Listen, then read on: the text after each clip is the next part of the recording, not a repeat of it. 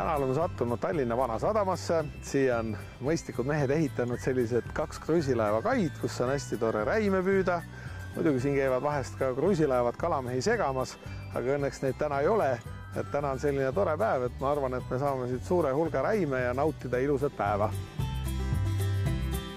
Juba 30 sekundit olen püüdnud, ühtegi võtta ei ole, aga seal nurga peal saavad. Kohe kerime õnge välja, lähme sinna. Ega midagi paremat ei saa ju kalamehele olla, kui sinna nende meeste vahele trügida, kus kala võtab. Nüüd on see unistuste kalakoht kinnise sadama territooriumil ja nende meeste vahel, kus kala võtab. Ja kohe tuli ka. No nii.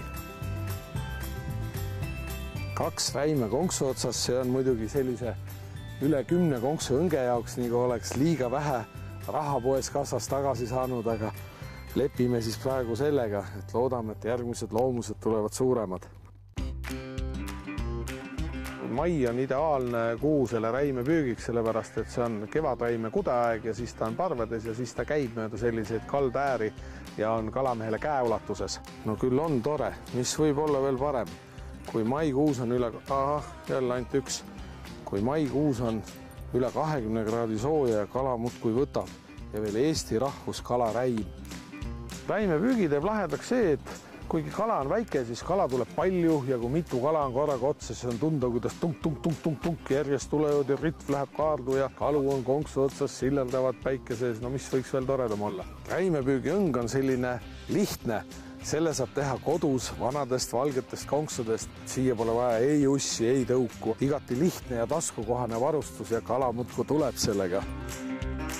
Eesti räimepüügi traditsioonid on sellised, et kui räim tuli, siis algas kevad randlase jaoks. Et räim tuli randa ja seda püüti ja seda soolati ja tehti ja rannarahvas vahetas seda hiljem ka vilja ja muude asjade vastu, mis sisemaalt sai.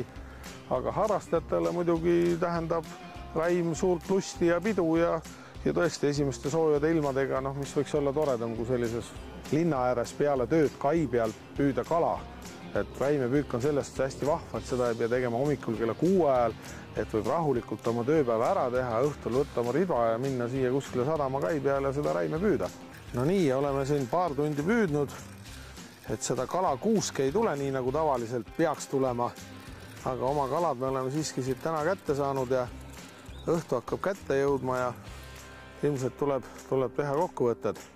Kala püütud peaaegu ämber, mida ei tundugi nii palju. Kui kala puhastamine ka kala püüdmise hulka lugeda, siis käib kalapüük kindlasti veel mitmeid tundi kodus edasi.